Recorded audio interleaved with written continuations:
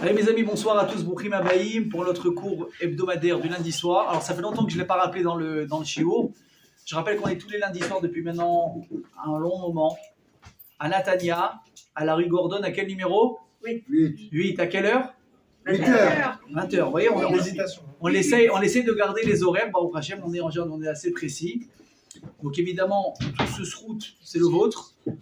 Et kol hakavod à vous. Et également, Bezrat Hashem, ça va pour l'organisation évidemment de Torah Box. C'est kol hakavod à eux. Que évidemment, le mérite, c'est beaucoup et avant tout pour le Rav Avner. Et kol hakavod, et d'ailleurs, on dédie également le cours les Nishmat sa maman, Madame Chana Bat Fortuna, et également la Rabbanit Ben Chetrit, Madame Nathalie Kamra Bat Saada.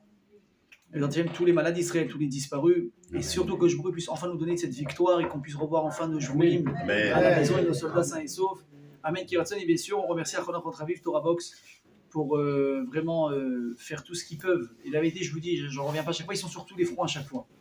Ils sont partout, ils ne s'arrêtent pas, donc je vous leur donne beaucoup de force et d'endurance pour faire ce qu'ils font. Amen, Kiratson. Alors, mes amis, ce soir, on va parler un petit peu, je dirais pas biologie, peut-être, je dirais anatomie, avec un petit peu de sens mystique. Vous allez voir, ça va être intéressant en tout cas, et même de Mashiach. Ok? Donc je vais vous en lancer des points qui n'ont rien à voir, mais ça c'est mon rôle. Je vais essayer de les réunir les uns les autres, les uns avec les autres, et vous faire un beau message de Torah, c'est Dieu avec ça. Alors, est-ce que vous savez, je vais vous poser une question simple, c'est pour vous mettre en appétit. Combien est-ce qu'on a de sens dans le corps humain? 6. Qui a dit 6? Qui a dit 6? Les femmes, elles en ont 6. Bon, alors je vois que le niveau, j'ai levé déjà trop haut. Je vais redescendre, doucement. Les hommes 5, les femmes 6. Venez, on va compter ensemble. Hein? Alors, qu'est-ce qu'on a? On a le toucher, ça fait 1. Ensuite, qu'est-ce qu'on a? L'odeur. Ensuite, on a La vue. Ensuite, on a L'odorat et le goût. Non, là, c'est pas l'odorat, là. Le goût. Voilà, le goût. Et l'odorat. Voilà, le parfum, tu ne mets pas là. Rassure-moi. Et quand tu manges, tu ne mets pas là. Ok. Et le 5e sens, donc, c'est l'odorat. Et aujourd'hui, on va se concentrer justement sur l'odorat. Vous allez voir que c'est quelque chose qui est très intéressant. Déjà, premièrement, Chazal nous dit, mais également, vous le savez tout seul, peut-être, que l'odorat, il a un rôle très très particulier dans le corps humain. Pourquoi? Écoutez bien ce que je vous dis, c'est le seul sens qui est relié directement à la neshama de la personne. C'est-à-dire, quand vous sentez une bonne odeur, écoutez bien ma question, est-ce que c'est un plaisir physique? Oui. Non, c'est pas physique. Non. Une bonne odeur. Pas du tout. Le corps, écoutez bien ce que je dis, le corps, il tire aucun profit d'une odeur agréable. Et pourtant, une odeur, c'est agréable, n'est-ce pas? Alors ça marche comment? Ce n'est pas le corps qui profite. C'est l'âme de la personne qui profite de l'odeur. Comment ça se fait? Comment ça se fait que une odeur, elle est reliée comme ça directement? Alors, il y a 2 explications. On va commencer par côté scientifique et après on va parler côté Torah. Scientifiquement, c'est prouvé que normalement tout ce qu'on fait, si on attrape un objet, on le touche, on le mange, on le voit, etc., ça passe par une partie du cerveau qui s'appelle le thalamus. Et c'est quelque chose qui capte une information et qui va le retransmettre au corps, et en fonction de ça, on va profiter du moment d'une manière ou d'une autre. Sauf que les odeurs, entre guillemets, ont un passage particulier et ne passent pas par cette case d'information qui est reliée au cerveau. Donc c'est pas du tout la même sensation. Je vous laisse regarder sur Google ce que j'ai vérifié, vous imaginez bien que j'ai vérifié avant de vous annoncer ça. Super. Ça c'est le premier. Maintenant, deuxièmement, et ça c'est beaucoup plus intéressant, comment ça se fait que l'odorat est relié justement, comme on l'a dit, à la neshama plutôt qu'au corps? Parce que vous savez que quand Chava et Adam Arishon, ils ont fauté par le Hetzadat, par le fruit de la connaissance. Qu'est-ce qu'ils nous disent, Chazal? Elle a abîmé tous les sens. Elle a impurifié tous ses sens, à part celui de l'odorat. Pourquoi? Parce qu'il y a marqué là-bas qu'elle a écouté la voix du serpent. Donc qu'est-ce qu'elle a fait avec l'ouïe? Chlet, on l'a jeté. Ensuite, qu'est-ce qu'elle a fait? Elle a regardé le fruit. Elle a convoité. Également, le regard, on l'a abîmé. Ensuite, qu'est-ce qu'elle a fait? Elle a touché avant de le manger. Elle a touché le fruit. Le sens du toucher a été abîmé. Et ensuite, qu'est-ce qu'elle a fait? Elle a mangé. Donc les 4 sens, ils ont été abîmés. Qu'est-ce qu'elle n'a pas fait? Elle a pas son- Elle n'a pas senti le fruit. Alors que vous savez que pour ça, il y a une bracha particulière. Quand vous voulez sentir, par exemple, un citron ou n'importe quoi, il ne faut pas le sentir. Aloten re'artov baperot, qui a donné une bonne odeur aux fruits. Sachez que c'est une bracha aussi. Il y a plein de gens qui ne le savent pas. Même moi, des fois, je n'ai pas forcément le réflexe. Mais des fois, je vois des fois, je sais pas, vous voyez un fruit, une orange comme ça, une belle orange, ou je sais pas, même un citron, je sais pas, d'un coup, il est très beau. Et tu as envie de sentir quelque chose d'agréable. On le frotte un petit peu comme ça. C'est une bonne odeur, sachez qu'il y a une bracha à faire avant. Donc comment ça se fait? On a dit qu'il y a entre guillemets un chemin particulier entre l'odeur et nous. C'est justement ça remonte à la nuit des temps. Où Chava, quand elle a entre guillemets dégradé avec Adam plus tard le corps humain à cause de cette avéra, il y en a un qui va être passé entre les mailles du filet, ça va être l'odorat. Donc ça, vous l'aurez compris. D'ailleurs, remarquez une autre différence, pratiquement, je dis bien, mais l'odorat c'est également un sens qui n'a pas d'appétit. Ça veut dire qui ne recherche pas quelque chose. Regardez, des fois, on a envie de regarder quelque chose, n'est-ce pas? Alors un jour, un rave m'a dit quelque chose de très beau. Il m'a dit, tu sais, nous les hommes, en général, on se retrouvera toujours devant deux choses. Un, les miroirs. Deux, les femmes. C'est comme ça. En général, vous voyez, vous connaissez dans les immeubles, enfin surtout dans les nouveaux immeubles, ils te mettent des miroirs, Dieu bénisse, presque la taille du mur. Qu'est-ce qu'on fait tous quand on passe devant? On se regarde. À moins qu'on soit vraiment très très très pressé ou qu'on ait une confiance en soi extraordinaire, peut-être tout le monde se prend pour Brad Pitt et Angelina Jolie, je sais pas. En général, tu auras toujours un petit peu le tendance à... Donc quoi, pour ceux qui ont encore des cheveux, je vise personne, ok? Je vais un peu comme ça, mesdames, hop, le make-up il est bien, ok, truc bien, on est bien sapé, on y va. En général, c'est comme ça. Et évidemment, nous les hommes, quand il y a une femme qui va passer, on aura un petit réflexe de faire ça. Évidemment, tout le travail, c'est de faire, hop, de garder la tête droite, d'accord? Donc le regard, il a envie. Le toucher, tu vois quelque chose de je sais pas, d'intriguant, tu veux peut-être toucher. Manger, j'en parle même pas. Écouter une bonne musique, t'en as envie. On n'aura jamais envie de sentir quelque chose. C'est uniquement si on éveille le sens. Ah, mais par exemple, est-ce que ça vous est déjà arrivé? Moi, non, et rassurez-moi, quand vous rentrez à la maison le vendredi, vous avez envie de sentir une odeur de couscous? Non. C'est si vous montez les escaliers et que vous sentez l'odeur du couscous. Là, quelque part, ça vous a excité parce que, waouh, ça sent bon, ça sent Shabbat. Et d'ailleurs, sachez que l'odeur, la puissance du sens de l'odorat est très fort. Vous savez combien de fois on peut repartir carrément dans l'enfance grâce à une odeur? Combien de fois ça m'est arrivé? Mais des années après, j'avais même oublié l'odeur, pour vous dire. Et un jour, je me suis retrouvé dans un endroit, j'ai senti l'odeur, mais elle m'a perturbé. Je dis un truc bizarre, c'est pas normal que l'odeur elle m'interpelle comme ça. Et je me suis arrêté, j'ai fermé les yeux et j'ai retrouvé l'endroit où j'avais senti cette odeur. Je devais avoir 7-8 ans. Et la mémoire, elle est très forte. Et ça m'a replongé dans une scène entière grâce à ça. D'ailleurs, vous savez que même en hypnose, etc., des fois, grâce à l'odeur, on replonge des gens dans certaines situations qui ont du mal à vivre, s'ils ont vécu des traumas. Vous savez qu'une partie de... Bon, on n'est pas encore de psychologie ou de quoi que ce soit ce soir, mais vous savez que le processus pour faire sortir une personne de son trauma, très souvent, c'est de lui faire revivre. De le ramener à ce qu'il a vécu, mais cette fois-ci, lui donner les bons kélim, les bons outils pour être capable de passer à autre chose. Chas v'shalom, une personne, un jour qui a passé un accident de voiture, d'accord, grave. Je ne parle même pas s'il y a eu des blessés, voire pire, lors de ce trajet. Par exemple, j'ai connu quelqu'un, Loaïno Velo Alechem, il est une personne tout à fait normale. Évidemment, je ne parle pas maintenant de conduite en état d'ivresse ou des choses comme ça qui étaient distraites. Il y a eu un accident de voiture, il n'était même pas responsable, sauf que la personne qui était avec elle est morte sur le coup. Et c'était quelqu'un de sa famille. Alors, elle s'en veut pas parce qu'elle sait qu'elle n'a rien fait de mal, mais c'est quand même elle qui conduisait. Vous imaginez quand même le cas de conscience qu'il peut avoir chez une personne. Elle n'a plus jamais retouché le volant de sa vie. Elle n'est pas capable. Dès qu'elle touche le volant, qu'est-ce qu'elle revient à votre avis? La scène, des tremblements, et attendez, concrètement, elle perd ses moyens. Elle n'est plus capable de conduire. Donc une personne qui veut sortir, malheureusement, elle va être obligée de repasser ce souvenir très douloureux, et les pleurs, et les tremblements, et les traumas, mais c'est que comme ça qu'elle va être capable de passer à autre chose. Tant qu'elle n'aura pas fait, en général, ça va être compliqué. Après, des fois, il y en a qui sont capables de le faire seul. Si quelqu'un n'arrive pas, alors des fois, qu'est-ce qu'on fait? Personne ne dit on n'arrive pas, j'arrive pas, je ne peux pas revoir la scène. On va le faire, comme on dit, step by step, étape par étape, et on va la remettre doucement, on va lui dire, ferme les yeux. Plonge-toi dans l'image, imagine la scène. Tu étais dans la forêt, tu étais là, regarde à droite, les arbres, on va vraiment laisser des trucs. Et même des fois, un jour j'ai vu D'un coup, on sait que dans la voiture, par exemple, vous savez, des fois, il y a des diffuseurs d'odeur comme ça, qu'on achète, vous voyez, à Maxstock. Vous connaissez ou pas? Ça sent moins d'ailleurs. Vous l'ouvrez comme ça, ça dépend quelle marque aussi vous prenez. Oui, il faut mettre le prix, donc, comme dans toute chose. Vous prenez ça, et elle lui a mis comme ça, parce que c'était ça le diffuseur qu'elle avait dans la voiture, et à ce moment-là, elle s'est mise à pleurer. Au moment où elle s'en tire parce que vraiment, elle était en train de revivre le moment. Donc, nous, ce qu'on va essayer de comprendre aujourd'hui, c'est quelle place, écoutez bien ce que je vous dis, l'odorat, il représente pour nous aujourd'hui. Et quelle est sa place au niveau, écoutez bien ce que je vous dis, de la Kedusha d'Akadosh Baruch Hu qu'il attend de l'homme. Vous allez voir, j'espère en tout cas vous étonner.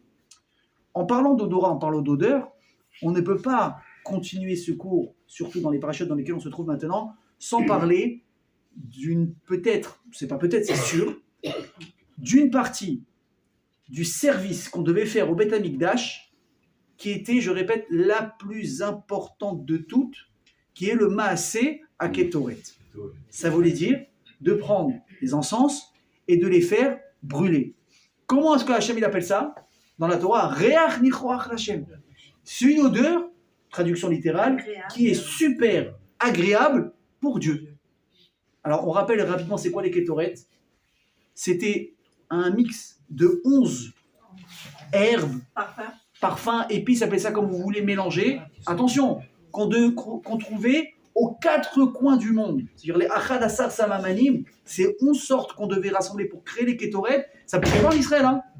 Ça poussait à droite, ça poussait en Russie, ça poussait en Pologne, aux États-Unis. Il fallait envoyer des gens dans le monde entier pour aller cueillir à chaque fois et retrouver les matières qu'on recherchait qui étaient donc rares. Et une fois qu'on les avait toutes rassemblées, les 4 coins du monde, les ramener à Jérusalem, ensuite c'est pas ça. Il fallait connaître aussi le bon dosage. Vous connaissez quand vous appelez quelqu'un pour une recette, mesdames? Vous avez goûté un gâteau ou un super plat, il faudra que tu me donnes la recette. Qu'est-ce que tu dis? Avec plaisir, ma chérie. Sauf que bizarrement, quand tu l'appelles et elle te la donne la recette, déjà tu sens qu'il y a un truc qui manque dans la recette. Ou bien moi j'adore, c'est surtout les grands-mères d'avant. Quand tu dis, qu'est-ce que tu mets? Du cumin, de l'huile, de trucs. Non mais combien? À l'œil. Tu vois, tu mets. Non, moi je vois pas, je sais pas. Je sais pas, mon fils, comme ça, je prends avec la main. Oui, j'adore, avec la main. La main, c'est un mesureur international. Je mets comme ça, en fonction. Je dis, mais attends, on est 4, on est 12, c'est pas pareil. Eh ben, tu mets en fonction. Ok? Alors, ça, c'est les grands-mères. Ben, elles sont naturelles. Mais aujourd'hui, c'est fait exprès. Je peux pas lui donner ma recette. Elle peut pas la faire aussi bien que moi. Non, donc, il va manquer un petit truc. Ou bien, comme par hasard, elle s'est plantée, elle va te donner 5 euros au lieu de 4, ou l'inverse. Donc, t'as pas peut-être cette liquide. Bon, mesdames, je vais pas vous apprendre à faire la cuisine. Je vais finir par dire une bêtise, vous allez me corriger. Ouais, mais vous avez compris l'idée. Donc, une fois qu'on avait tous les chomrei gelem, tous les ingrédients nécessaires, il fallait ensuite pouvoir donc les doser comme il fallait et faire le Maaseh HaKetoret. Alors, sachez une chose, que le Maaseh HaKetoret, quelqu'un qui faisait l'encens, comment ça marchait? On la faisait 2 fois par jour au Beth Amikdash. Une fois le matin et une fois Erev, ce qu'on appelle Erev, ça veut dire en fin d'après-midi. Hein? On va expliquer. Qui est-ce qui avait le rôle de faire donc les Ketoret? Les Kohanim. Il a fait. Alors sachez une chose, que les Kohanim, ils se battaient pour pouvoir faire Maaseh HaKetoret. À tel point que la Mishnah raconte, elle dit qu'à un moment donné, on a fait stop. À partir de maintenant, on va faire un tirage au sort. Donc tous les Kohanim, ils inscrivaient leur nom. Alors je ne sais pas comment ils faisaient pour se retrouver, parce qu'Aaron à Kohen, il devait en avoir 100 000. Moshe à Kohen, donc je ne sais pas, peut-être chacun avait un petit numéro. On faisait ce qu'on pouvait pour s'y retrouver. Et la Gemara va nous dire que quand on faisait le tirage au sort et qu'on piochait, allez, on va dire moi, je suis Cohen pour ce soir, ça vous dérange pas, ok? On va piocher Ruben Atal Cohen. Donc je suis comme un fou, je vais faire Maaseh HaKetoret. Je ne pouvais plus jamais de ma vie entière participer à ce tirage au sort. Il était tellement convoité, et il y avait entre guillemets, il fallait faire la place à tout le monde, il y avait tellement de Kohanim qui voulaient, qu'une fois que j'avais été tiré au sort, une fois, je ne peux plus reparticiper au tirage au sort. T'imagines, c'est l'euro million, mais Khat Pe'ami. Et pourquoi je vous dis ça?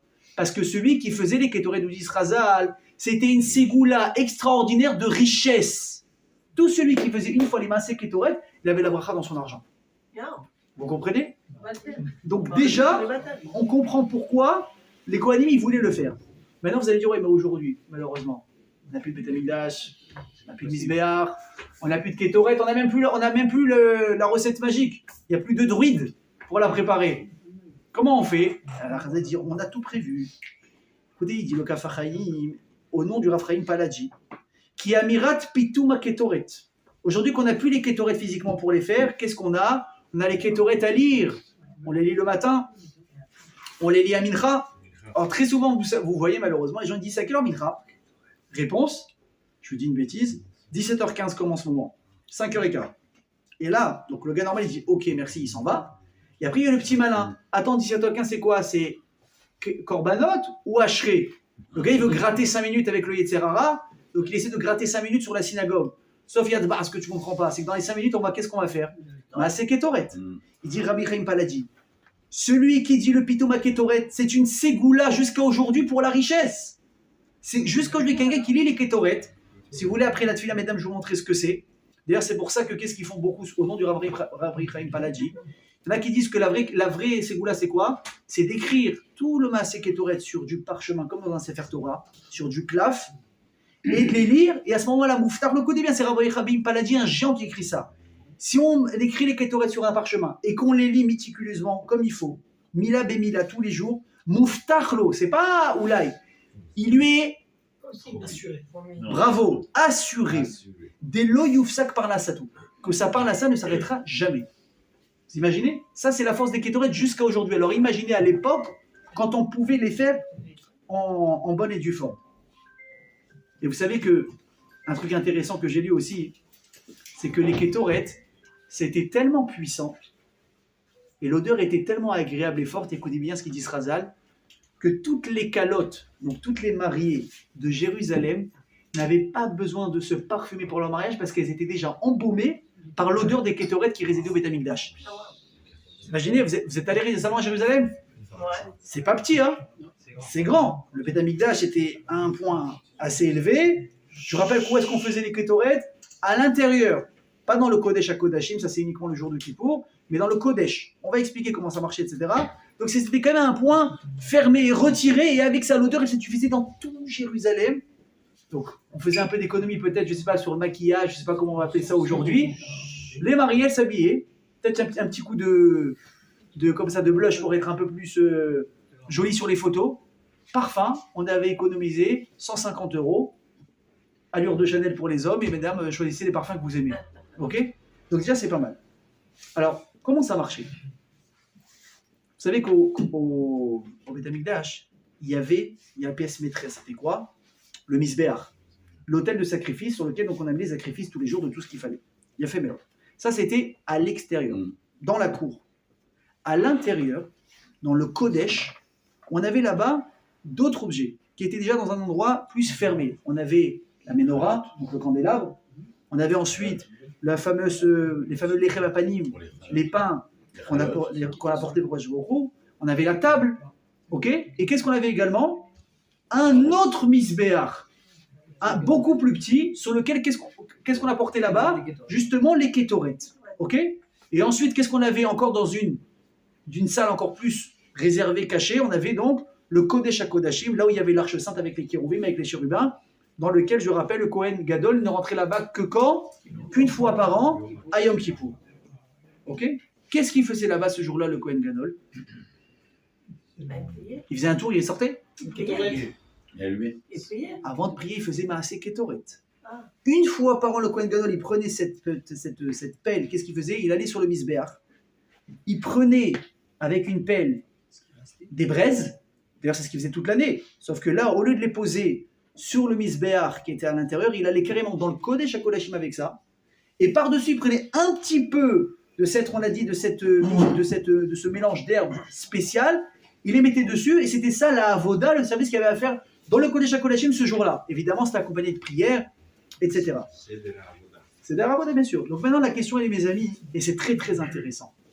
Comment ça se fait que s'il y a deux Misbéach, si je parlerais correctement en hébreu, je dirais deux Misbéchot, il y en a un à l'extérieur et un à l'intérieur. Pourquoi on les espace? Et deuxièmement, ce qui est encore plus intéressant, c'est que si tu dis, bon écoute, on a partagé quelque part ce qu'on fait à l'extérieur et ce qu'on va faire à l'intérieur, je suis prêt à accepter. Sauf que, si vous regardez attentivement la liste des ustensiles qui sont énumérés les uns après les autres, on voit Béhémet dans les parachiotes ensemble, la fameuse table dont on parle, là où est-ce qu'on allait poser les pains, là où on parle du candélabre de la menorah, tout ça, ça va ensemble. Par contre, le Misbéach HaKetoret qui est censé être avec eux, parce que physiquement il était avec eux, il n'est pas là-bas.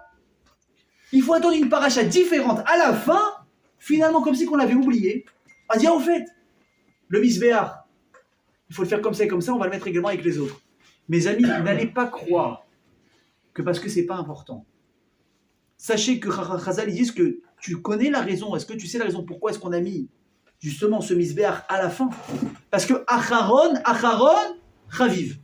Traduction, le dernier, je le garde pour le meilleur. Très souvent, vous voyez que des fois, on dit ensuite la bienvenue à celui-là. Ensuite, on dit voilà, et bien sûr, comment tout soit arrivé, on garde toujours les plus grands remerciements pour la fin. On dit parce que justement, le Maaseh Ketoret, c'était tellement important qu'on l'a gardé. À quel point, on va dire Chazal, c'est comme on dit, sauf Maaseh, mais Machashava Techila.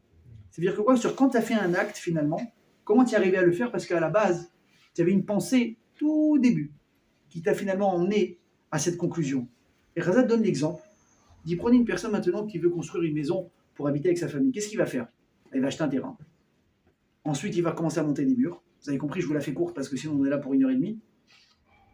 Et ensuite, il va faire les travaux. Ensuite, il va meubler. Et une fois que tout est pris, qu'est-ce qu'il fait? Il rentre avec sa famille. Mais est-ce que tu as déjà vu l'inverse? Où le type, il vient, il dit à ses gosses, allez, toi tu vas dormir là, toi tu vas dormir là. Chérie, ça va être notre chambre. Ok, là il y aura des fleurs. Le type, au bout, pendant qu'il est là, il commence à appeler la mairie, savoir si le terrain est à vendre. Vous avez compris le schéma à l'envers. Ça n'existe pas. Pourquoi? Parce que tu feras toujours rentrer en dernier le plus important. D'abord, tu prépares tout. Et ensuite, tu fais rentrer l'essentiel. Donc, Chazal, ils disent que d'abord, on a construit le Beth Amikdash. On a parlé de tous les ustensiles. On a parlé du Kodesh et du Kodesh à Kodashim. Et finalement, à la fin, qu'est-ce que je garde en fin de liste? Le dernier misber des Ketoret, parce que c'est le plus important, sur lequel va avoir lieu la chose la plus importante. Comme on l'a dit, qui s'appelle donc Maaseh Ketoret. Rabotai, le Maaseh Ketoret, comme on l'a dit, c'est la seule chose de tout ce qu'il y avait dans toute l'année au Beth Amikdash qu'on le faisait dans le Kodesh à Kodashim, le jour de Yom Kippour. Le moment le plus... C'est pas propice, c'est vraiment le plus chaud de l'année. C'est-à-dire, si le Kohen Gadol il se loupe dans son entrée dans le Kodesh à Kodashim, non seulement il meurt, vous savez ça. On sait quand le Kohen Gadol il rentrait, qu'est-ce qu'on faisait? On l'accrochait une corde. On l'accrochait une corde. Pourquoi? Parce que s'il mourait, on va pas laisser un cadavre pourrir, mais celui qui va rentrer derrière va mourir aussi. Et là, on va plus s'en sortir. Donc une corde, et si jamais on entendait un petit cri qui n'était pas normal de crise cardiaque, on le tirait. Non, mais non seulement lui il est mort, c'est une chose, mais le reste c'est que nous on n'a pas eu notre capara. Donc il fallait vraiment qu'il y ait quelque chose ici de particulier pour pardonner le Ham Israël le jour de Yom Kippour. Alors, comment ça se fait que le Ketoret il a une place tellement grande?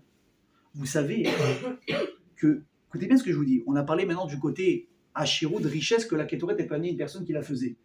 Il y a aussi quelque chose qui est très fort, c'est que la Ketoret ça avait une force, jusqu'à aujourd'hui, de protection.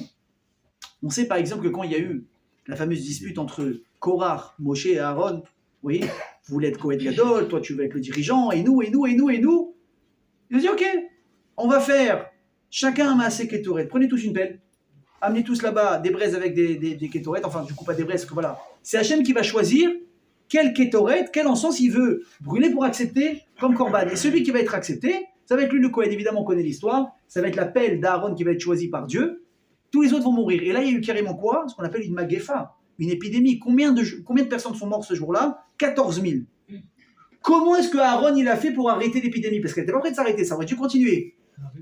Moshe, il a dit à Aaron, vite, prends une pelle, mets des kétorets et va les éparpiller sur, entre guillemets, la scène du crime. Il n'y a que comme ça qu'on va arrêter le fléau. Aaron dit, quoi tu me parles? Ça sort d'où ça? Tu sors des grimoires de Merlin? Ça sort d'où? Il me dit, va, je te dis, fonce, on n'a pas le temps de discuter. Il le fait, et c'est ce qui se passe. Dès qu'il met les kétorets, les morts, ils sont arrêtés. Les morts quoi? Les morts se sont arrêtés, il n'y a eu plus de morts. Qu'est-ce qui s'est passé? Moshe, il a dévoilé le secret. Comment Moshe l'a su? Non. Quand Moshe Rabbeinu, il est monté, on avait parlé de ça il y a quelques semaines, dans le ciel pour récupérer la Torah. On a dit que les anges, ils lui ont fait barrage, n'est-ce pas? Qu'est-ce que tu fais ici? On va te brûler, on va te tuer. Et Hachem a dit, réponds-leur. Il a dit, j'ai peur. Il a dit, attrape mon fils à Kavod, réponds-leur, vas-y, mets-en leur plein la tête. Et là, Moshe, il est parti d'une très très bonne réplique. Il dit, il y a marqué Anochi Hachem Elokecha, Sherotzeticha Meretz Mitzrayim. Il y a marqué dans la Torah, premier commandement, je suis Hachem ton Dieu qui t'a sorti d'Égypte. Vous étiez en Égypte? Non. Boum, Kabet Advera Vetimecha. Vous allez honorer vos parents. Est-ce que vous avez des parents? Non. Et comme ça, Lotina, Flotirza, est-ce que vous avez Yetzerara pour pas voler, pour pas envier, tac, tac, tac. les Malachim se retrouvaient sans voix. Mais comme c'était des bons perdants, il y a marqué là-bas dans l'Agma que chaque Malach a donné un cadeau à Moshe Rabbeinu. Et l'Agma va dire, et même l'ange de la mort, Malach HaMavet, il est venu donner un cadeau à Moshe. Alors moi j'imagine, il lui a donné une épée magique qui peut tuer n'importe qui, je sais pas. Non. Il lui dit, je vais te donner le cadeau pour me contrecarrer à moi au moment d'une épidémie. Il dit, ah bon, il a dit, oui, sache que si un jour tu vois une épidémie, si tu prends les kétorettes et que tu les éparpilles, tu me bloques, je peux plus rien faire.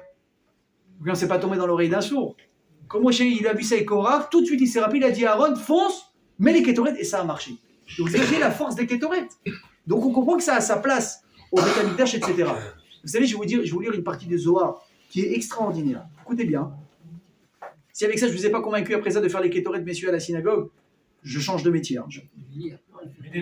Im bene Adam, ayuyod im atkama chashuv maaseh ketoret lifnei HaKadosh Baruch Hu. Si seulement les hommes, c'est Rabbi Shimon bar Yochai qui marque ça dans le Zohar il y a longtemps, quand même.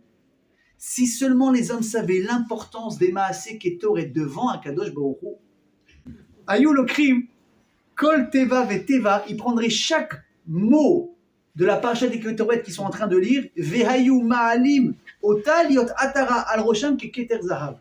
Ils auraient pris chaque mot, ils en auraient fait une couronne d'or à poser sur leur tête. Tellement que chaque mot des Maaseh Ketoret, c'est pas qu'on fait, comprenez bien. Les Maaseh Ketoret aujourd'hui qu'on lit simplement dans un livre, quelle importance sachez, on aurait fait avec chaque mot des couronnes en or. Ou Miché Osek be parashata Ketoret, et celui qui lit la paracha des Ketoret, c'est-à-dire leid bonen besichlo be Maaseh Ketoret. Maintenant, ça sert à rien de lire uniquement. Il faut essayer. Je parle pour les Hébraïs, ils ont un minimum, et ceux qui comprennent pas. Alors, bon, vous avez des livres traduits aujourd'hui. Un minimum, essayez de comprendre ce que vous dites. Essayez d'imaginer, attends, comment il faisait, il prenait ça, ok, et puis ensuite il faisait ça, il mélangeait ça il pouvait pas. Ve'im, yecheven ba'amirato kol yom, et si une personne est assez intelligente pour faire ça tous les jours, de lire avec un minimum de concentration, écoutez bien, là c'est les 6 numéros avec le Joker. Yesh lo chelek ba'olam hazeh ou ba'olam haba. Il va avoir une vie tranquille ici, et une part là-haut dans le olam haba. Veistalku mimenu, et vont s'éloigner de lui la peste, la magefa, l'épidémie, veinatsel mikol adinim shel haolam hazeh, et toutes les mauvaises choses de ce monde ne le toucheront pas. Rabbi Shimon bar Yochai qui écrit ça dans le Zohar. Vous imaginez, juste en faisant quoi? Au lieu de demander ça à quelle heure mitra à 17h15, tu te pointes à 17h20, tu viens à 17h14. Tu t'assois, tu prends ton livre, dès que tu entends ça y est, c'est l'heure, tu lis. Mot à mot, mot à mot, mot à mot. Je vous dis la vérité, vous allez me dire ouais, mais c'est pas beau, on fait ça de manière intéressée. Moi, je prends sur moi. Faites-le de manière intéressée, ça ne me dérange pas. Vous savez pourquoi je vous dis ça? Parce qu'il y a quelqu'un d'encore plus grand qui a dit ça avant moi. Il s'appelle Maïmonide, le Rambam. Qu'est-ce qu'il dit? Mi torchelo lishma, balishma. Fais quelque chose par intérêt, c'est pas grave.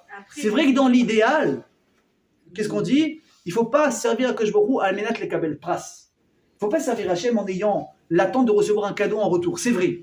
Mais ça, c'est à la fin. C'est-à-dire quand tu vas arriver dans tes vieux jours, ah bah, ça y est, tu as fait tes devoirs. Mais au début, pour passer la première, tu as besoin un peu d'aide, d'accord? Comme on dit à un enfant, allez, si tu finis ton plat, tu auras quelque chose. Dis-moi, à 18 ans encore, je voulais dire, si tu finis, je te donne. Non, mais ça fait partie de l'éducation. Et on a le droit de s'éduquer, mes amis, je vous annonce un scoop, même à 50 ans, même à 70 ans. On a encore le droit de s'éduquer. Alors je vous dis, donnons-nous ce droit-là. Commencez, messieurs, mesdames, vous pouvez aussi le faire, hein, c'est pas interdit pour vous. Les Bézard Hachem, ça apportera de la bracha. Ok? Maintenant, par contre, la question, elle est... Alors, ok, on a compris. Kétoret, c'est important. Ça fait une super odeur. Les calottes, elles profitaient. Et ça. Mais Riblo Sholam, qu'est-ce que il en a à faire de l'odeur des kétorettes? C'est comme des corbanotes, mais ce soir, c'est pas le cours des corbanotes. Ce soir, on parle des kétorettes. C'est quoi d'ailleurs pour la petite histoire très intéressante? C'est marqué dans le Navi. Écoutez bien ce que je vais vous dire. Maintenant, on va parler du Mashiach. Il dit le Ishayahu, donc le prophète Ishaïa, vous savez quelle va être la force du Mashiach quand il va venir? Écoutez bien. Venacha alav ruach Hashem ruach chokhma, que je il va donner une chokhma très très très très particulière au Mashiach, au Bina, etc.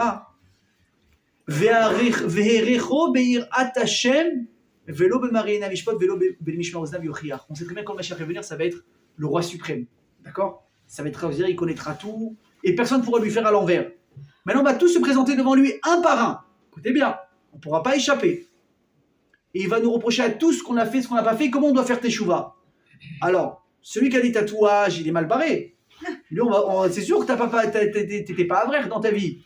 Tu as dû faire partie d'un gang et tout. Celui qui est bourré aux stéroïdes, un peu compliqué aussi, comme ça. Donc, le type va dire, je vais faire quoi? Tu sais quoi, allez vite, je fais une opération, j'enlève mes tatouages, voilà, j'ai l'air nickel. Moi, j'ai fait ça, tu sais quoi, je vais me coller 2 péotes ici, hop, c'est bien, je vais passer chez les religieux. Ça va avoir le coup, parce qu'à un moment donné, on va comprendre que le Hémet, il est dans la Torah, et pas ailleurs, mais il va être trop tard. L'autre, il va dire, bon, je suis en stéroïde, je vais mettre, aujourd'hui, la mode, c'est oversize. Ouais, j'ai mis un truc plus grand, je vais cacher. Il dit à Belbro, je crois que je t'ai pas vu venir, toi. Il dit, t'as pas compris. Le Mashiach, il ne jugera ni selon l'aspect physique, et ni selon ce qu'il entend. Tu connais des fois, qu'est-ce que tu fais? Tu as besoin que quelqu'un parle bien pour toi, pour un boulot, ou pour n'importe quoi. Alors t'envoies quelqu'un. Ah, tu sais, je sais pas si tu es au courant, mais j'ai un ami qui cherche un job comme par hasard. Ça fait une semaine qu'ils sont déjà en Massa ou Matane. Là, juste, tu l'envoies à ce moment-là. J'ai un ami, apparemment, qui s'intéresse à toi. Tu sais, il est bien. Le gars, il connaît pas. Il se fie à ce qu'il entend. Ça s'appelle prendre des renseignements, n'est-ce pas? Tu peut-être le Mashiach aussi, je peux le rouler. Je vais envoyer des gens. Ah, monsieur le rabbin, je vous ai aidé toute ma vie avec la synagogue. Vous n'allez pas dire un truc sympa pour moi. Ou bien, madame, vous savez bien le nombre de maris qu'on a fait ensemble. Bon, Rachel, voilà, ma fille, c'est bien qu'elle ait un truc spécial. Oui, mais elle n'a pas été très cachée à votre fille, mais c'est pas grave. Ça va, c'était la jeunesse. Venons passer à autre chose. Je lui ai dit, ça ne marchera pas. Ni selon l'aspect physique, ni selon les infos. Comment le Mashiach, alors, il va savoir qui est qui? Écoutez bien ce qu'il dit. Veherecho beirat Hashem. Le Mashiach, il va sentir les gens. Mais attention, sentir, ça veut dire qu'il a un 6e sens, il a du pif, comme on dit. Il va sentir vraiment les gens au sens propre du terme. Chaque personne qui va s'approcher de lui, avec une barbe, avec des péotes, parce que vous croyez que quoi? La barbe, ça veut dire tzitkout. La barbe, ça veut dire quoi? Être bien. Un chapeau, ça veut dire quoi? Je suis un grand rave. Je vous l'ai déjà dit plusieurs fois, n'est-ce pas ou pas? Zéro. La vie ne fait pas le moine. Tout à fait. Bon, pour le coup, c'est la vie ne fait pas le rabbin, on va dire. On va rester un peu. Ouais, bon, c'était pour la veille, il n'y a aucun mal. Ok? Elle a raison, la vie ne fait pas le moine, évidemment. On peut avec une barbe comme ça, des potes comme ça, qu'est-ce que tu as dans la tête? Que tu as tout main. Ou des fois, tu peux faire croire que tu connais beaucoup de Torah parce que tu fais de la Kabbalah et parce que tu impressionnes les gens. Là, je te parle à la Chayil Chot Shabbat, tu connais rien, Tanama Haaretz. Il dit le Chafetz Chaim dans la Agdama, dans l'introduction du livre son Mishnah Berurah. On connaît beaucoup le Chafetz Chaim pour le livre Shmirat HaLashon, oui, sur la médisance. Sauf qu'avant de parler de la Shonara, c'était un géant en halakha. Un géant. Il a écrit l'œuvre, le Mishnah Berurah. C'est extraordinaire ce qu'il a écrit. Et il écrit là-bas dans l'introduction de l'Ilchot Shabbat, et il dit, sachez, c'est très simple. Celui qui n'étudie pas Ilchot Shabbat comme il faut, c'est pas peut-être. C'est sûr que tous les Shabbats, sans le savoir, il est Mechalel Shabbat. Je dis, mais attends, j'allume pas la lumière, je prends pas la voiture, j'ai ma plata, je suis Shomer Shabbat. Eh ben non. Alors l'avantage aussi, c'est que quand même tu es un peu plus engagé, en apprenant la halakha, tu te rends compte qu'il y a plein de choses que tu faisais pas en pensant que c'est interdit, qui sont autorisées. C'est pas mal aussi. Mais moi, je parle surtout de l'interdiction parce que c'est ça qu'on va nous reprocher peut-être à la fin. Donc, des fois, tu peux voir quelqu'un qui fait des miracles, il touche à la Kabbalah, il connaît rien, vite tu t'enfuis. Donc, qu'est-ce qu'il dit le Mashiach? Et tu sais, moi, tes tatouages, ils ne m'intéressent pas. Ta barbe et ton chapeau, ils ne m'intéressent pas non plus. Moi, ce que je veux voir, c'est quoi? Approche-toi. Et pourquoi est-ce qu'il va nous sentir? À quoi ça sert? Bon, quoi? C'est pour mettre maintenant un classement, toi, t'es numéro 1, toi, t'es numéro 2, on n'est pas là pour ça. Ça, on a fini les petites notes à l'école. Réponse, non, t'as pas compris. Quand arrive maintenant le Mashiach, qu'est-ce qu'on va reconstruire si Dieu veut? Enfin, on ne va pas le reconstruire, il va redescendre tout près. Mais qu'est-ce qu'on va recommencer à mettre en œuvre? Au Beth Amikdash. Maintenant qu'on va mettre Amikdash, qu'est-ce qu'on doit apporter? Des corbanotes. Et sachez, on a une chance, je vous dis quelque chose. C'est que quand le Beth Amikdash va venir, on pourra enfin amener les corbanotes pour se faire expier nos péchés. C'est pas mal. Sauf que quoi? On ne sait pas qu'est-ce qu'on a fait comme Averot. Et combien de corbanotes on doit amener? Mais Jacques dit, viens. Chacun. À l'odeur, il sait quel avérat tu as fait et quel corban tu dois apporter. C'est de la folie. C'est-à-dire là, l'intelligence artificielle, on la laisse loin derrière. Hein.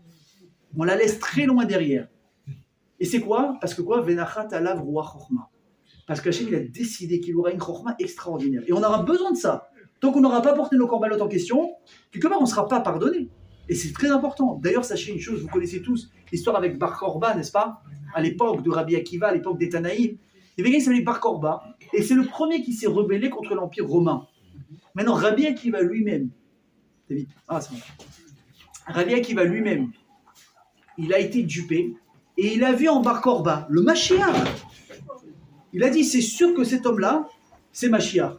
La force qu'il a, le charisme qu'il a, la Avodat Hashem qu'il a, la tzitkout qu'il a. Et pas tout le monde était d'accord avec Rabbi Akiva. Il y avait un grand qui était opposé à lui, qui s'appelait Rabbi Elazar ben Tourta. il voyait qu'il manquait des trucs à Bar Korba. Il a dit, c'est pas possible, c'est pas lui. Donc imaginez maintenant, c'est comme si je vous dirais, imaginez à l'époque, vous avez Baba Saleh et Rav Kadouri d'un côté. Et il vous dit c'est un escroc, l'autre dit c'est le Mashiach. Tu deviens fou. D'accord ou pas? J'aurais pas aimé vivre à cette époque. T'as Rabbi Akiva qui te dit oui, Rabbi Hazar Ben Tourta, un géant qui te dit non. Et Rabbi Hazar, il a dit, vous savez quoi? Il a dit celui-là. Il a dit si Mashiach, il a dit le jour où lui sera Mashiach, il a dit il y a des herbes qui vont pousser de mes joues. Pour vous dire à quel point il se moquait de lui, il a dit mais c'est quoi cet escroc? Maintenant, à un moment donné, les gens, ils ne savaient plus. Et là, Bar Korba, il a commencé à faire des petites erreurs sur erreurs. Erreurs sur erreurs qui ont commencé à éveiller beaucoup l'attention sur les gens. Enfin, auprès des gens. Et ils ont dit, tu sais quoi? Il y a un examen qui ne va pas tromper. Le Mashiach, il est censé reconnaître les gens à travers l'odeur. Viens ici. Ils ont commencé à faire passer les gens. Vas-y, qu'est-ce qu'il a fait lui hier soir? Vas-y, lui, qu'est-ce qu'il a fait? Quel corban il doit apporter? Quel avéra il a fait? Comment il se fait pardonner? Il s'est trompé une fois, deux fois, trop bas. Ils ont compris qu'il c'était un escroc. À ce moment-là, ils l'ont mis à mort. Mais comment est-ce qu'on a réussi à déjouer ça? Grâce, on a dit quoi? Au Roucharéa. Encore, on revient encore à l'odeur. Mashiach, je veux bien. Nous, ça nous procure du plaisir, je veux bien. Qu'est-ce que tu as besoin de ça dans ton Beth Amikdash? Alors, est-ce que vous vous souvenez ce que je vous ai dit? Je ne sais pas si c'était la semaine dernière ou il y a 2 semaines. Je vous avais raconté, je vous ai donné une parabole très belle. Peut-être pour ceux qui l'ont oublié, ou même s'ils se rappellent, je vais quand même la rappeler. Je vous avais dit rapidement qu'un jour, il y avait un roi qui voulait qu'on lui crée un monument historique, emblématique dans son pays, pour que ça reste pour toujours, et ça allait vraiment être pour lui. Donc il a demandé les meilleurs architectes, vous vous souvenez? Super, le type a décidé de créer le plus bel opéra du monde. Et voilà qu'il a demandé des mois, peut-être des années de travaux acharnés, des plans, les meilleurs de tous les corps de métier incroyables. Et à la fin, on monte ça au roi. Donc on a dit que ça devait être couvert par tout le monde, la presse, tapis rouge que vous voulez, peut-être la montée, des marches, appelez ça comme vous voulez. Et le roi, il arrive, il baisse la vitre de sa voiture, il voit ce qui a été fait, il s'énerve. Il s'énerve alors que tout le monde est en extase, mais comment chaque détail a été réfléchi, mais c'est incroyable. Il appelle l'architecte et dit, c'est toi l'abruti qui a créé ce abruti. Moi, abruti? Attendez, vous rigolez. Il y a tout le monde qui est en train de se prosterner devant moi, j'ai déjà des appels de tous les côtés pour créer des choses, vous me traitez d'abruti? Il dit, bien sûr, tu es un abruti. Je dis, pourquoi? Il dit, parce qu'un endroit comme ça, si on veut qu'il ait de la valeur aux yeux des gens, on ne le fait pas sur un seul étage, on fait des marches. Et on donne l'impression à l'homme de s'élever, d'arriver à un endroit très particulier quand il arrive là-bas. Mais si tu restes au rez-de-chaussée, l'homme, il ne sent pas qu'il est déconnecté, qu'il est quelque part à un endroit spécial. Écoutez bien ce que je vous dis. Akadosh Baruch Hu, il a demandé, ce qu'on avait dit la semaine dernière, une des raisons qu'il a demandé à un Mishkan et un Beth Amikdash, c'est pas pour lui, c'est pour nous, Rabotai, c'est pour nous les humains. Il a dit à un être humain, quand il a besoin de se connecter à Hachem, il a besoin de sortir de sa routine, de se connecter à moi. S'il reste chez lui à la maison, au travail, ça va être difficile. S'il sort, il va à la synagogue, il va à des cours de Torah, il se déconnecte de son quotidien pour se connecter à moi, il y a plus de chance. C'est-à-dire qu'à l'époque, c'était quoi les synagogues? Eh ben, c'était quoi? Mishkan Beth Amikdash. L'homme, il a besoin de venir se connecter à moi. Et comment il a dit que je vais réussir? Écoutez bien. Comment est-ce que je vais réussir à, au plus possible, pénétrer l'âme de la personne et de le connecter à moi par plein de sens, mais surtout lequel? L'odorat. Parce que vous savez, quand vous êtes en train de marcher, vous sentez une bonne odeur, en général tout de suite. Wow. C'est quoi? C'est comme un jour, vous connaissez la blague.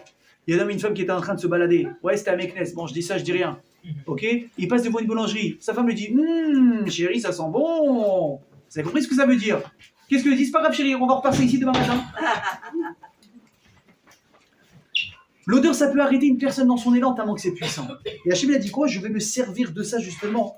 Pourquoi? Pour que les gens, quand ils rentrent ici, ils sont quelque chose de particulier. D'ailleurs, écoutez bien ce que je vous dis. J'ai lu ça dans Chazal. Ils disent que le mas, c'est Ketoret. C'est quoi avant de vous dire ça? Je vous tiens un petit peu en haleine. Est-ce que chacun d'entre vous, vous avez un parfum préféré ou pas? Oui. Tu dis ça, pour moi, c'est le top. C'est même si demain il monte à 400 €, je suis tellement fou que je suis prêt à l'acheter. Ça, c'est sur un parfum. Maintenant, est-ce que vous avez chacun l'odeur d'un plat? Pour vous, c'est le top. Oui. Vous avez tout ça, c'est bon? Oui. Qui crée ces odeurs-là? Les humains. Nous dit Razal que l'odeur de Maas et Ketoret, c'est la meilleure odeur que l'homme pouvait concevoir et créer. Il n'y a jamais eu une odeur meilleure que ça que l'homme peut créer. C'est-à-dire qu'on est au top du top du top. Donc si je vous parle de ça, imaginez la personne qui rentre dans le Beth Amikdash, en tout cas comme a dit Yerushalayim, parce que les calottes, elles sentaient cette odeur, les mariés, et que tu sens une odeur pareille. Mais tu es tout de suite transcendé, c'est pas possible, tu dis mais où je suis? Et Hachem il dit voilà, maintenant j'ai capté ton attention. Alors ça évidemment c'est un des pirouchis. Mais Rabbeinu Bechaye, écoutez bien ce qu'il dit. Rabbeinu Bechaye il dit, même si l'explication elle est belle, Mechila, ça reviendrait à dire qu'en fait les kétorettes c'est quoi? C'est un diffuseur d'odeur dans le Beth Amikdash. Il dit je suis désolé, c'est vrai que l'explication est belle, mais elle n'est pas très reluisante pour le massif kétorettes. Il dit moi j'ai quelque chose de mieux. Et il dit on va répondre à toutes les questions qu'on a posées. Pourquoi deux misbechot? Pourquoi un ici? Pourquoi un là? Il dit c'est très simple. Il a dit un jour, il y a celui qu'on appelle le Hadmour de Belz. Le grand Hadmour de la Chassidou de Belz, mais le premier. Encore l'histoire qu'un jour, avec les années, il était en train de perdre la vue. Il ne voyait pas bien. Et un jour, on l'a rentré dans un Beth Midrash. Au moment où il est rentré, il s'est arrêté. Il a fait comme ça. Vous sentez? Les gens, ils ont dit non. Vous ne sentez pas? Il dit conduisez-moi à l'odeur. On a dit peut-être qu'il a senti, je sais pas moi, un bon gâteau au chocolat qui sort du four, les repas de Shabbat. Conduisez-moi à l'odeur. À droite. À gauche. Non, plus à gauche. Non, maintenant à droite. Stop. On est arrivé. Il y a un avrech avec un manteau pourri qui est en train d'étudier. Et là, il lui dit toi, tu peux pas te cacher de moi. Il dit mais moi, je suis personne, moi. Il dit pas de ce petit jeu-là avec moi. C'était le fils du Tzemar Tzedek qui va devenir plus tard un des rabbanés Chabad. Tzadik Nistar. Il a dit j'ai senti ton odeur. Ça veut dire quoi? Il dit Rabbeinu Bechaye quelque chose de très intéressant. Il dit en fait quand on parle d'odeur, on parle de quoi ici? De quelque chose qui est caché, de quelque chose qui n'est pas apparent. Remarquez, l'odeur c'est quelque chose qu'on ne peut pas capturer, on ne peut pas le filmer, on ne peut pas l'enregistrer. Ça ne se touche pas. C'est quelque chose qui est très abstrait. Et pourtant c'est quelque chose de très puissant. Parce que c'est quelque chose qui est au-delà du naturel. Quelque chose qui est au-delà de ce qu'on peut voir de la routine. Quand on dit une personne, elle a du pif, ça veut dire quoi? C'est-à-dire que malgré l'apparence présentable, souriante d'une personne, dit lui, je ne sens pas celui-là.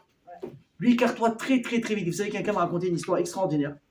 C'est quelqu'un de ma famille qui l'a raconté, donc je le crois. Il m'a dit qu'un jour, son père avait rencontré quelqu'un, donc je ne dirais pas de quel mouvement, ça ne sert à rien. Donc il parlait Torah, bien sûr, d'un charisme. Il m'a dit Ruben. Et le père en question, c'est quelqu'un de très charismatique. Donc si lui, il me dit qu'il a trouvé quelqu'un de charismatique, j'imagine le truc. Il a dit c'est quelqu'un, quand il parlait Torah, mais c'était pas possible, on atteignait des niveaux extraordinaires. Tout le monde était fou de lui. Tout le monde était fou de lui. À part une personne, sa femme. Enfin, la femme de la personne dont je vous parle, pas la femme du gars. La femme de la personne dont je vous parle. Elle lui a dit, écarte-toi de cette personne, il n'est pas net. Il dit, arrête-toi, tu es comme ta mère, marocain, pardon, vous êtes tous pareils, et tout. Arrête, tout le monde l'adore, tout le monde le regarde comme un dieu. Arrête, il n'a pas écouté. Il a suivi un petit moment. Ils sont partis faire pèleriner des gens, etc. Ils sont revenus. Sa femme me raconte, elle a dit, mon mari, c'était quelqu'un d'autre. Il a dit, j'ai pas reconnu mon mari. Complètement décollé. Il était là, il n'y a pas de problème. Il est là, il travaille tout. Il a dit, mais il y a un truc qui s'est grillé dans sa tête. Une année entière passe. Il réorganise un pèlerinage. Il lui dit, je peux y aller? Elle lui a dit, tu peux y aller. Donc sinon, tu me ramènes mon mari que tu as laissé là-bas l'année dernière. Ils sont partis, ils sont revenus. Finalement, Shalom Bayit Lifnei Hakol, d'accord? Le ménage de la maison, ça passe avant tout, n'est-ce pas? Sinon, hein, si ça ne va pas à l'intérieur, vous pouvez faire dehors ce que vous voulez, vous ne serez pas heureux en général. Finalement, il écoute sa femme, il s'écarte de ce type-là. Donc évidemment, en plus de ça, tout le monde le pointe du doigt, tout le monde le traite de lâche, tout le monde le traite de malpropre, ce que vous voulez. Il écoute sa femme. Il va dire que bah, sauf lui, vraiment, c'était un escroc. Il a fait des ravérotes avec des femmes, avec tout ce que vous voulez. La folie de la folie. C'est vrai, je ne le juge pas.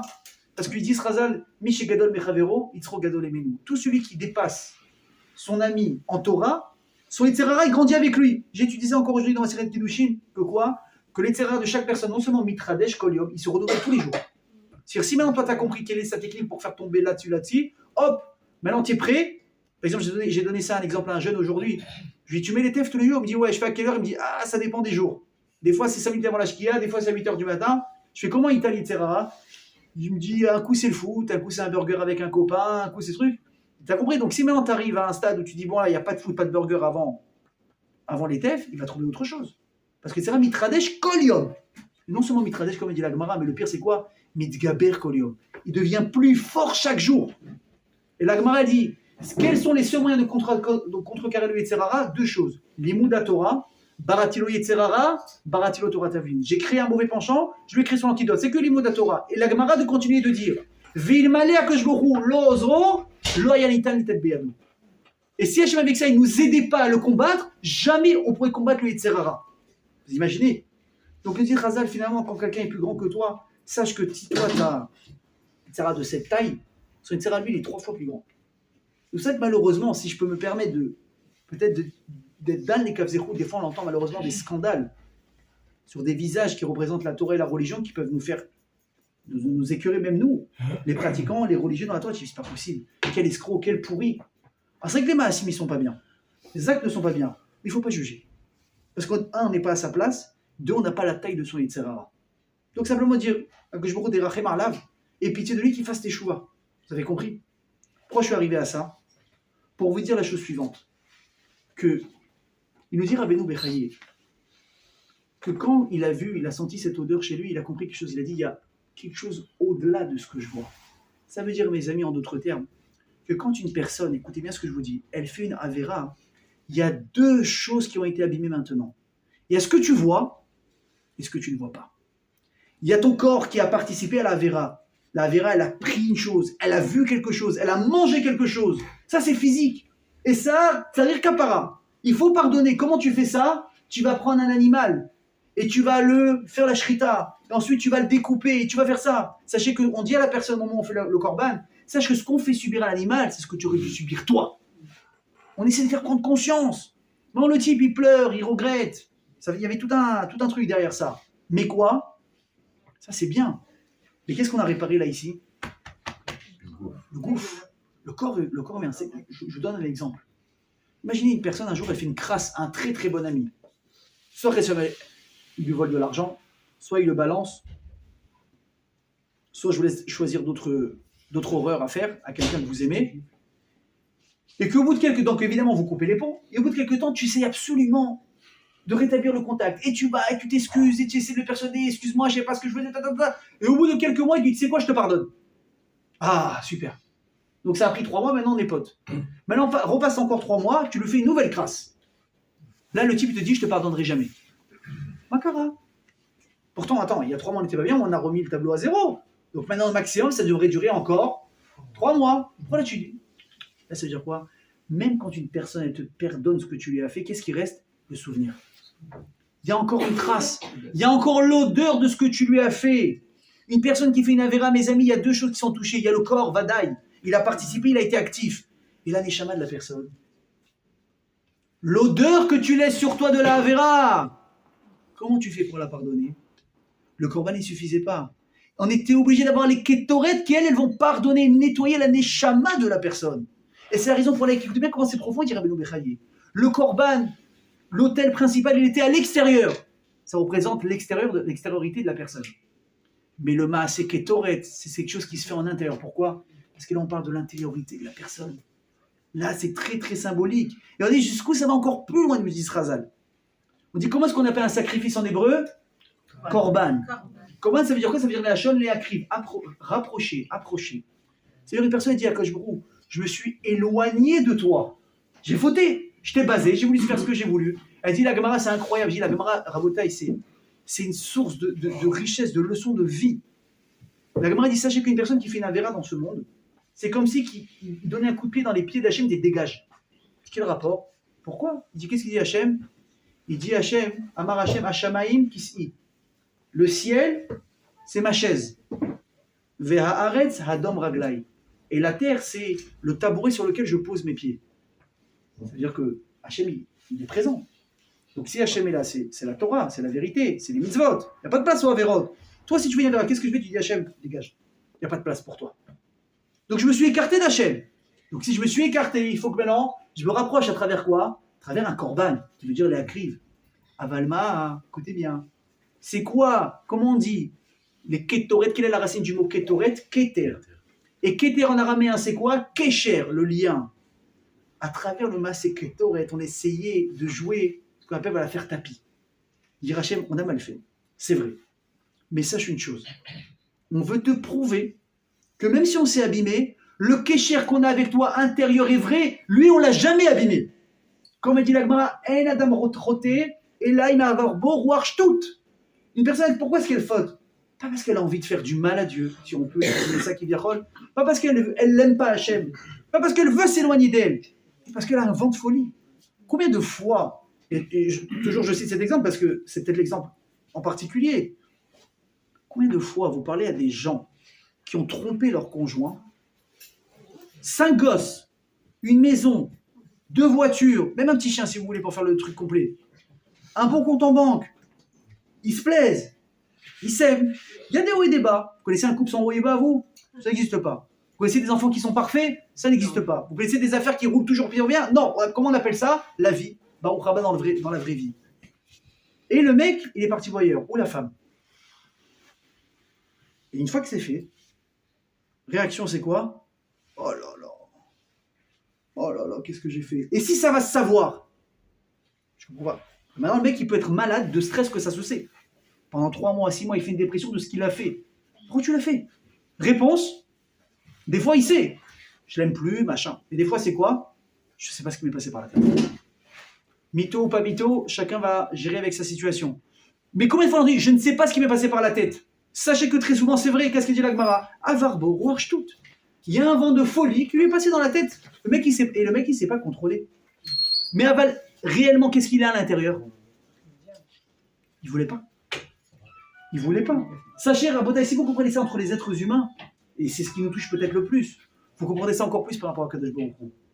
Combien de fois j'ai parlé encore, il y a 2 semaines avec quelqu'un, il me dit des fois, je sais pas ce qui m'arrive. Je fais Shabbat, bien. Je vais à la synagogue, je fais un super Kabbalat Shabbat, Bessimcha, je me fais inviter pour le repas. On passe un super Shabbat. Mais je ne sais pas ce qui m'arrive. Je rentre chez moi le soir. Au bout d'1 heure, je bouge sur place, j'allume une cigarette. Mais je ne sais pas pourquoi je fais ça. Je ne sais pas. Mais au fond de lui, il aime Shabbat ou pas? Est-ce qu'il aime Hachem? Est-ce qu'il est fier de ce qu'il fait? Mais tu l'as fait. Il dit Hachem, je t'en supplie. À travers le maasé des Ketoret, sois capable de passer au-delà des apparences physiques, au-delà des actes, au-delà de ce que j'ai fait, au-delà de ce que j'ai abîmé. Et concentre-toi sur mon intériorité, sur mon odeur. Mon odeur, même si je l'ai abîmée, elle est bonne. Parce que quoi? C'est quoi la neshama, les amis? Lev tahor berali elokim ve'wach nachon chadesh bekiri. Hachem, il a pris une partie de lui, il a mis ça. Même si vous pouvez l'encrasser, on peut encrasser une neshama. Oh, comment on est capable d'encrasser une neshama? Je peux vous dire, vous savez ce que c'est le tikkun shovavim? Hein, on en sort maintenant. Shovavim, c'est quoi? C'est la période de Shemot Vairabo, Beshelach Yitro Mishpatim. C'est les 6 parachiotes qu'on a passés récemment. Et à cette période, c'est très très propice pour faire des avérotes, pour faire kapara, pour se faire pardonner des avérotes essentiellement que les hommes font en général. C'est quoi? C'est tout ce qui est Chas Veshalom, Zera Levatala, une personne qui a sorti sa semence en vain, d'accord? Celui qui a eu des relations avec Nida, avec des goyotes. Il y a plein de choses à faire, c'est un moment très très propice. Et c'est conseillé pour tout le monde de le faire. Ils disent, Chazal, je vous dis pas, je suis allé, je me suis dit, j'y vais pas, c'est kabbalistique, c'est ça. Le Rav, il a dit d'abord à Boutaï, il dit le Ben Ishraï, celui une fois dans sa vie qui fait pas ce tikkun hashovavim, une fois dans sa vie, même s'il pense qu'il est parfait, et aucune personne n'est parfait. Et dit tikkun que tu n'as pas fait une fois dans ta vie, même quand tu meurs, tu es bloqué. Et des fois, il y a des âmes qui ont dû supplier des gdolim et des mikoubalim. Les âmes sont revenues en tant qu'un pour dire, je t'en supplie, fais-moi un tikkun, je suis bloqué, j'arrive pas à avoir une kapara, j'arrive. C'est les gens, ils pensent qu'une fois qu'on est mort, on est mort. Mais c'est faux, hein, faut comprendre. Hein. Ce que tu n'as pas réglé, tu vas devoir le régler à un moment donné. Ça va nous rattraper. Donc soyons intelligents de régler maintenant. Quand un jour quelqu'un dit quelque chose de magnifique, le Rav, il a dit, c'est incroyable ce qu'il a dit. Il a dit, Rabota, regardez, nous maintenant on va faire sur 1, 2, 3 Avera. Ok? Si quelqu'un il sait que dans la liste qu'on a donnée, il y a d'autres Avérotes qu'il a fait, qu'il vienne me le dire à l'oreille. Ok? Maintenant, c'est quand même un peu comme ça, c'est un peu la fiche de voir quelqu'un se lever à ce moment-là. Oui ou non? Et donc il y a quelqu'un qui a hésité à se lever. Et là, le Rav, il a senti un peu la tension qu'il y avait dans l'air, il a dit, Radé Rabotaï, je vous rassure tout de suite. Mais vous ayez honte ici. que vous ayez honte là-haut. Il y a 25 personnes qui sont levées d'un coup. Et ils ont tout compris. Alors pourquoi je vous dis ça? Parce qu'on a commencé à faire du coup. Alors il faut être à jeun, c'est assez pénible. Hein. Il faut être à jeun, ok? Il faut faire un mincha qui prend à peu près 3 heures de temps. Moi j'ai dit on est debout, on est avec les tefilines, on comprend pas, c'est avec des Shabbat HaKadosh Baruch Hu. C'est très très truc. Je peux vous dire que ce que vous ressentez à ce moment-là, c'est plus grand que Kippour. Moi en tout cas ce que j'ai ressenti, c'était plus que ce que je ressens à Yom Kippour. Parce que là, mes amis, on peut l'encrasser. Et combien de couches on peut mettre?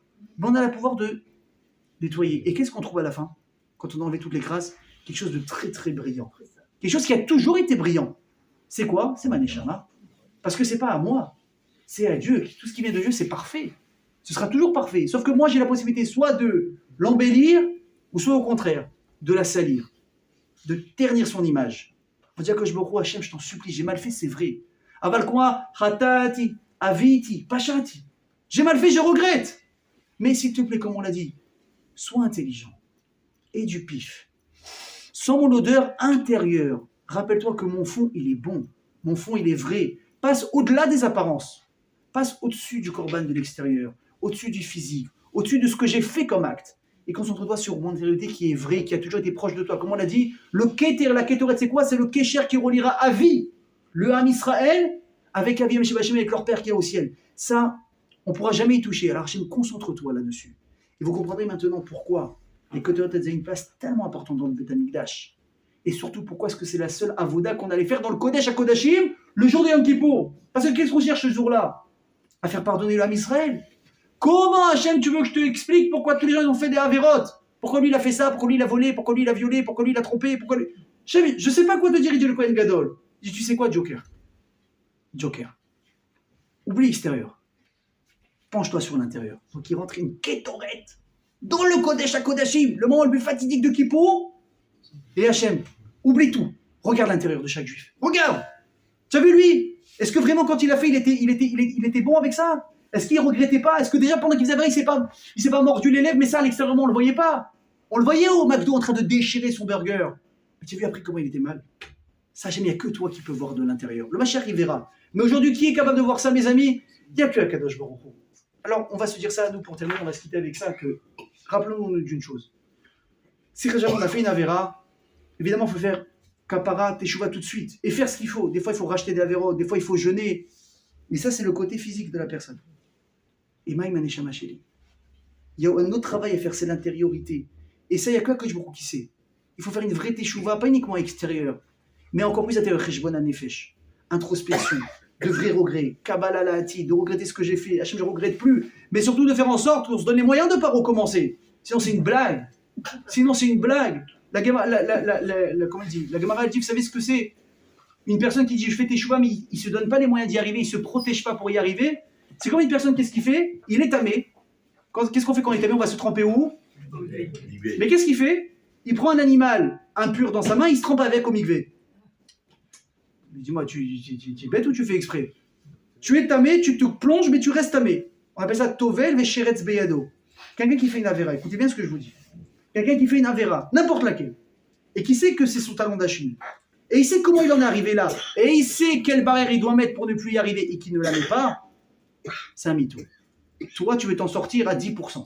90%, tu l'aimes, la avéra. Ça, c'est pas tes chouvas, ça. Alors, tu peux dire à Hachem, pardon, je vais donner l'argent à un collègue, à Tzedaka, je vais aller voir le rabbin, je vais payer mes dons à la synagogue, je vais jeûner pendant 2 jours. Je fais 2 fois Kippour. C'est bien. Mais l'intérieur, t'en as fait quoi? Le vrai kécher avec Hachem, c'est pas ce que tu montres aux autres. C'est ce qui se passe entre toi et lui. Il reste que soit capable quand on fait une teshuva. Quand on a envie de faire teshuva, de se reconnecter avec soi-même, avec le Jboro, les anzimes miratson, c'est le Geboula de Filot. Amen, Keneratson, Chazak à tous.